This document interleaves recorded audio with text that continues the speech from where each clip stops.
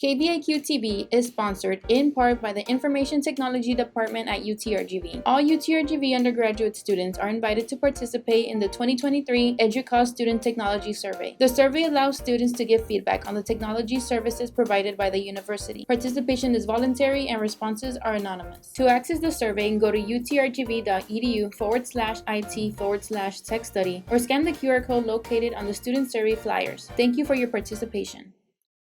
Coming up, local communities react to an approved liquefied natural gas pipeline project. Plus, Texas voters face a decision that could impact property taxes and public school funding. Details ahead. And the Student Union hosts its first Union Unplugged featuring Brownsville artists. KVAQ-TV starts now.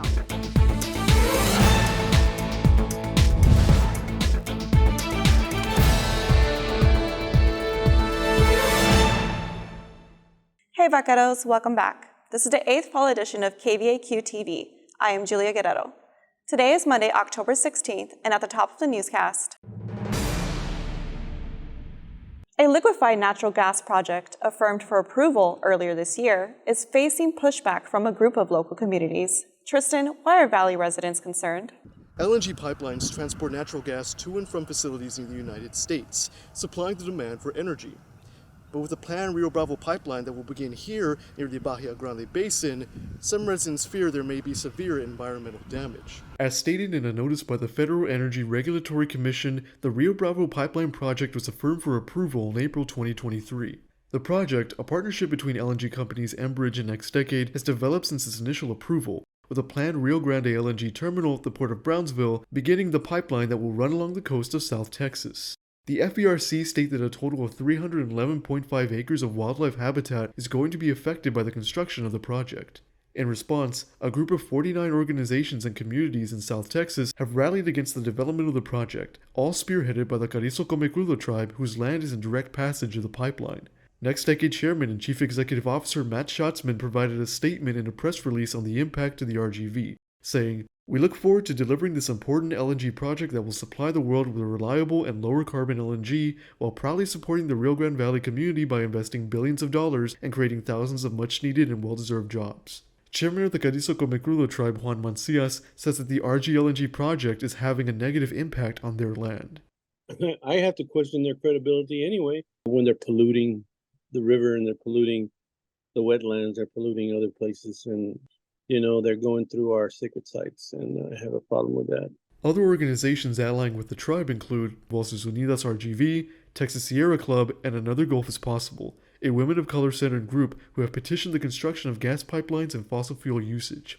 Currently, the RGV LNG projects are expected to break ground in 2025 as per NextDecade and Enbridge. While the project is still approved by the FERC, Another Gulf is Possible says there is the possibility of a future vote to overturn the current decision on the Rio Bravo pipeline. For KVAQ-TV in Brownsville, Tristan Cortez. On November 7, Texas voters will decide whether to lower one of the highest property taxes in the country or not. Andrea Flores with more details.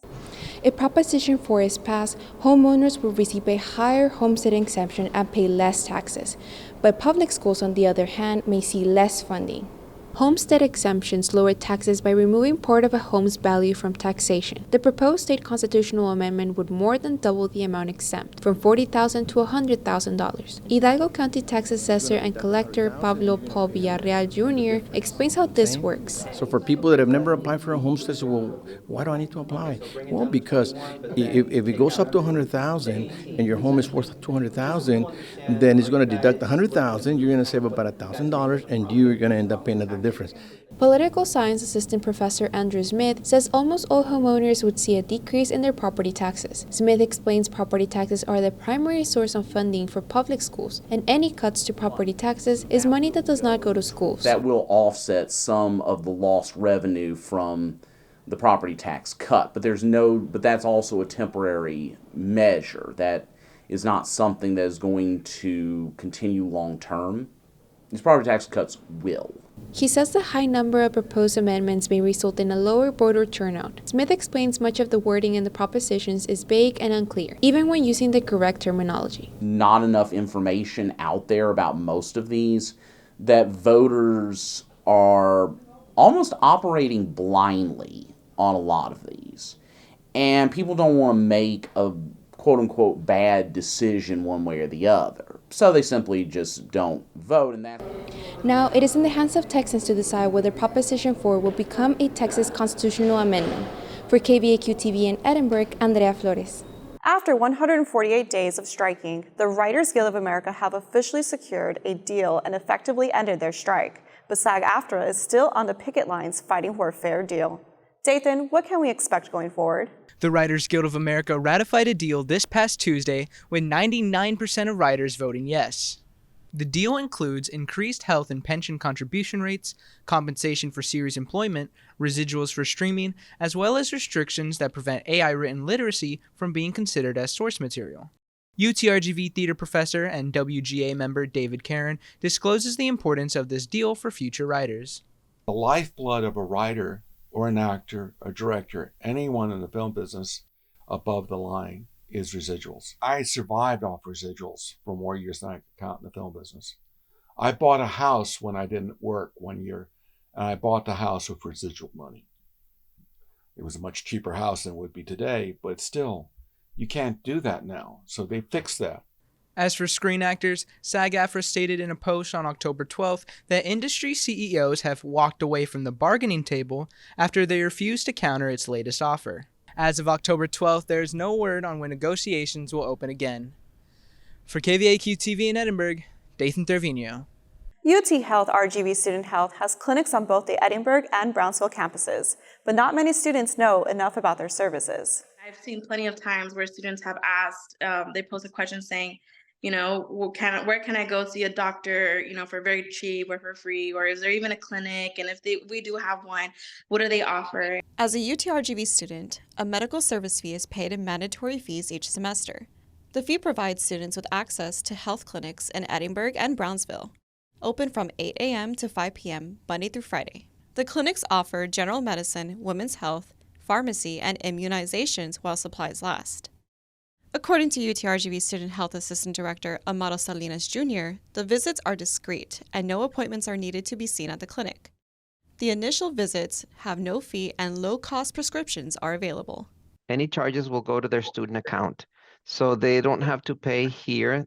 They do not have to pay it right away. They could wait till they get either financial aid, or they're waiting on a loan, or they're waiting on anything, so it's not something that you have to pay right away. Salinas says following the peak of the COVID-19 pandemic, the clinics noticed a drop in patient visits, which is why an outreach is a priority.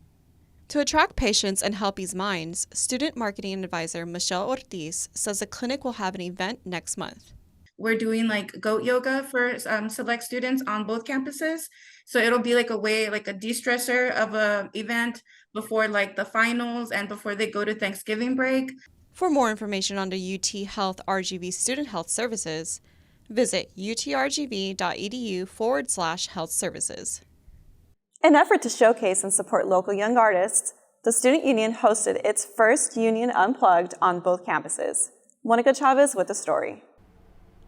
An independent singer performed in front of more than 150 students who stopped by at the Brownsville campus. I think one of my main missions here, like doing my music, is just being able to be that friend that's with you while you're falling in love, while someone breaks your heart, and all that jazz. Astorga says she has been practicing music since she was 9 years old. She mentions it was not serious until the pandemic hit, when she received good feedback on TikTok and Instagram. Astorga says she writes mostly about her own life and others' experiences. I think that in order to write a good hook, at least based on my experience, they come in my sleep. I wake up, maybe I'm sleeping, so I want to go back to sleep. I grab my phone, I make a voice note, and I'm like, na na na na, and I'm like, okay, we'll save that for tomorrow for reference. This year, she went on tour with Mexican artist Caloncho and has opened concerts for fellow singers Carla Morrison and Jesse and Joy. Student Union Associate Director Sergio Martinez says he kickstarted Union Unplugged in hopes to make it a monthly music series. I'm going to try to bring in local artists, artists within our School of Music. For next month, we're partnering with the UTRGV Jazz Band. Biomedical science sophomore Princesa Abdullah tells us this was her first time listening to Lizzie's music. The one song that I really liked when I came by, I saw her singing Billie Jean by Michael Jackson, and the way she had like a nice, soft, mellow voice, oh, it was beautiful. I was like, wow. Nerve Coffee will host a pre-release party for Astorga's new album Friday at 7 p.m.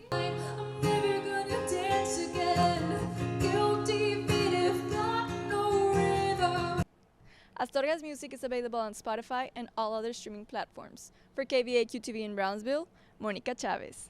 And that's a wrap for us today. Make sure to watch us Monday through Friday on VCast monitors and social media. For KVAQ-TV, I'm Julia Guerrero, and have a great week, vaqueros.